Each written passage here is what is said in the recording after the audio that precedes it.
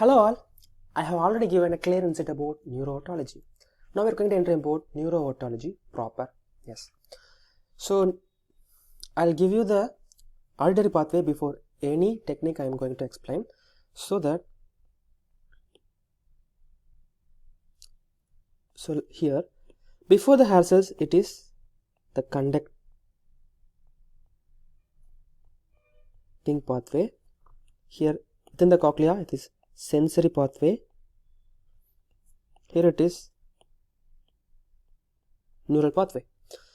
So this one shows our stapedial reflex pathway.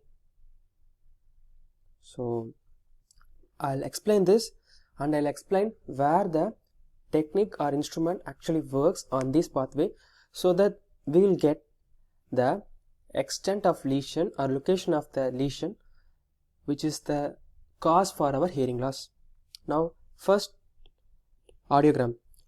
Audiogram was devised with the idea of using both the air conduction and bone conduction. Before, they came to know that the human ears can perceive the vibrations and convert it into electric signals at will. So using that only we are having air conduction, bone conduction separately. So I'll first tell how it works, then how to plot a graph. The types of the audiogram is nothing but I'm going to tell about the headphones types and how it plays a role in the inference of the audiogram. Then masking, whether it is needed or not. Then the limitations of the audiogram. So I'll tell how audiogram works. Now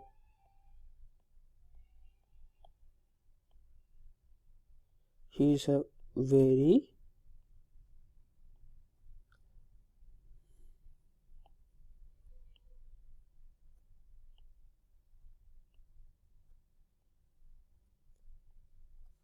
So headphones are given to a person entering into the soundproof room.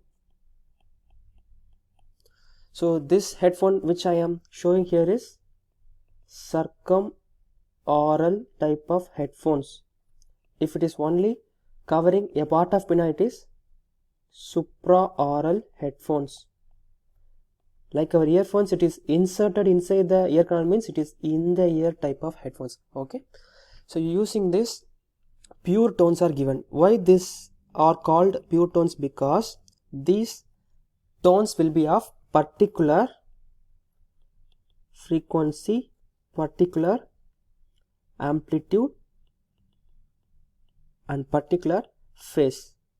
Such pure tones doesn't exist in nature, so we can't predict to what sounds the person is reacting. So if a sound is having a particular 500 Hz frequency of 20 decibel, whether the person is responding or not, we can find out.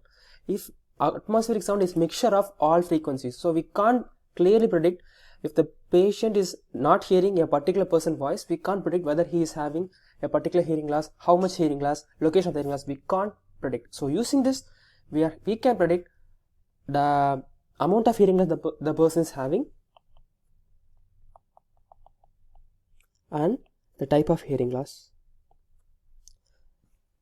So again we are document the hearing status of the patient. So if in future if he is having some trauma, we can compare with that of an old documented audiogram, so that whether he is normal now or not. So 3 types of headphones we have discussed. Now we are giving pure tones. The person will say whether he is hearing the sound or not. So yes, this is a subjective type of hearing evaluation. So now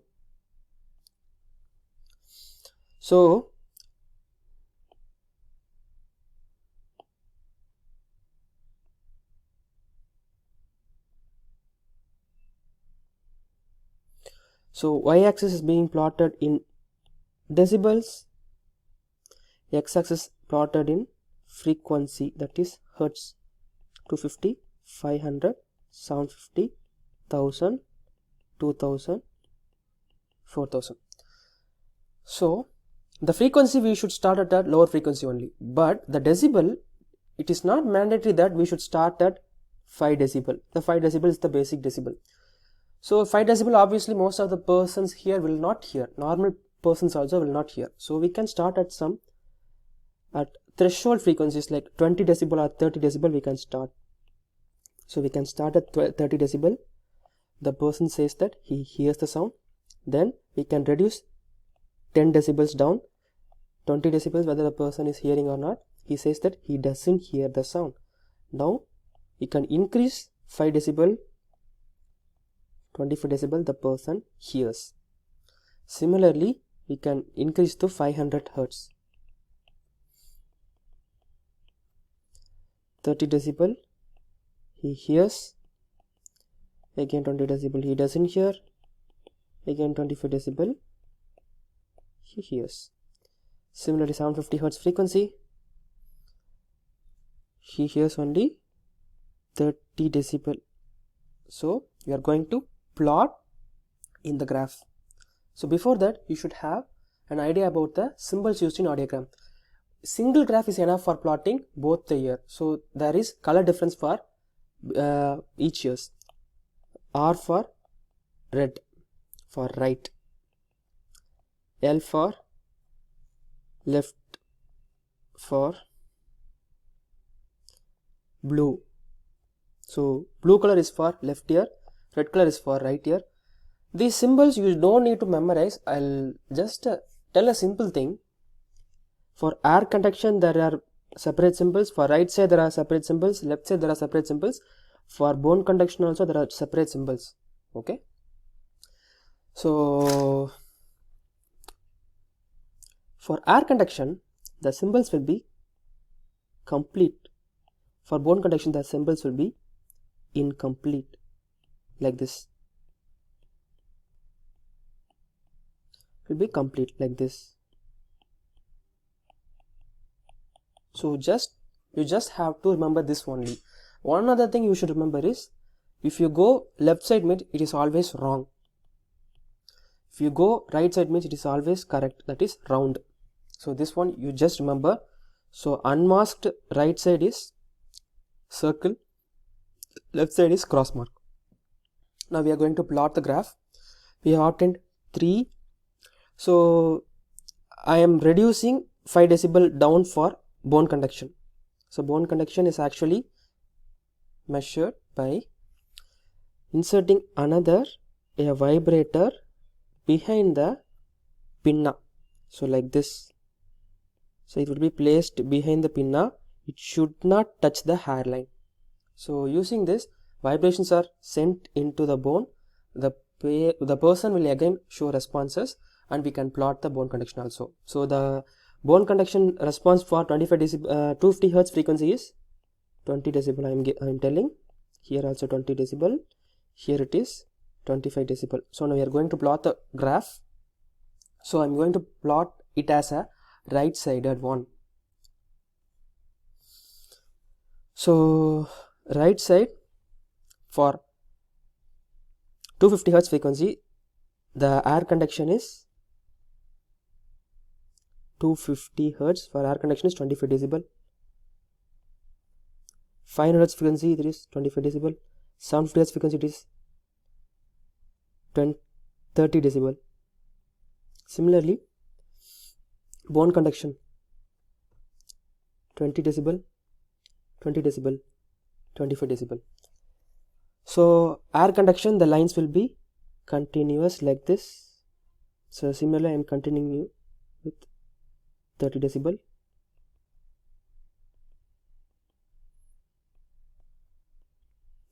For bone conduction it will be broken lines.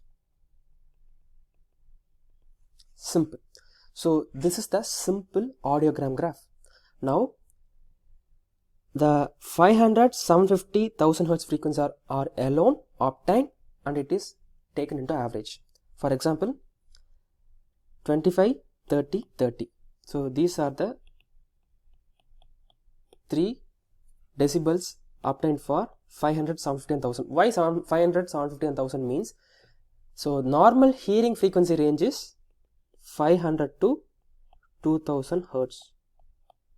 So most of the sounds will be fall into 500 to 1000 range. So we are attaining pure tone average just for those 3 frequencies. We are gaining a value. The value of these 3 is around 28 decibel. So 28 decibel is the hearing threshold for this person. So now we are going to evaluate further. First, whether it is greater than 25 decibel, then airborne gap. Yes. So the person is having 28 decibel hearing threshold. It is above 25 decibel range. So he is having a mild hearing loss. Now we are going to evaluate the airborne gap. The airborne gap is only 5 decibel. So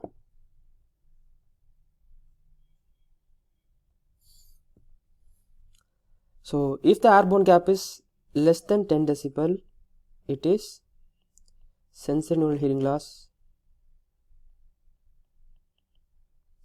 More than 10 decibel, it is conductive hearing loss. So in this person, he is having less than 10 decibel as well as the hearing range is more than 25 decibel. Airborne gap is less than 10 decibel and the hearing is more than 25 decibel. It is a mild sensorineural hearing loss is there. So we can see the examples here. Conductive hearing loss. The continuous lines are the broken lines are, so here these are bone conduction. Here color is not decoded. This is bone conduction. We can finalize with the help of symbols. Okay, this one X mark left sided, so left air conduction. This is left bone conduction. So here, so we have to obtain a average. Here the average is, so we can calculate the air conduction here 50, 50, 60. So the average will be around 66 decibels. So the person is having obviously hearing loss. Now the airborne gap is around 50 decibels. So airborne gap is greater than 10 decibels. So it is obviously a conductive hearing loss kind of audiogram. Then this is normal audiogram. Here there is no hearing loss. It is less than 25 decibel. Here the airborne gap is not much prominent. Here see the blue as well as red. Both sides there is air conduction as well as bone conduction at the range of 90 decibel. So the hearing loss for the patient is 90 decibel. So it shows the hearing loss is present. Then the airborne gap is less than 10 decibel. It shows a sensory neural hearing loss, that is profound sensory neural hearing loss is present.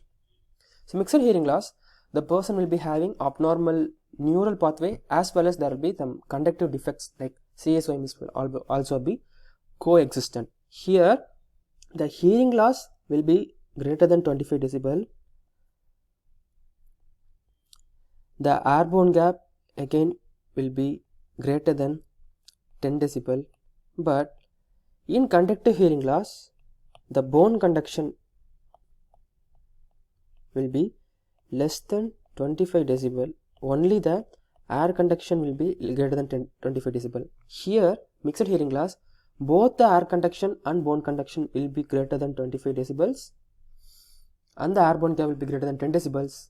It is here, see, the bone conductions over these frequencies are greater than 25 decibels.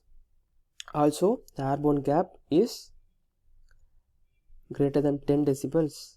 So this gives mixed hearing loss. So entering the speech audiometry is nothing but here pure tones are not given. Here recorded voices or sounds are given. So bisyllables like football, like that, like those sounds are given. So the person is, whether the person is able to repeat the set of sounds we are giving to his or her ear. So I'll explain detailedly the speech reception threshold and speech recognition score in the next video.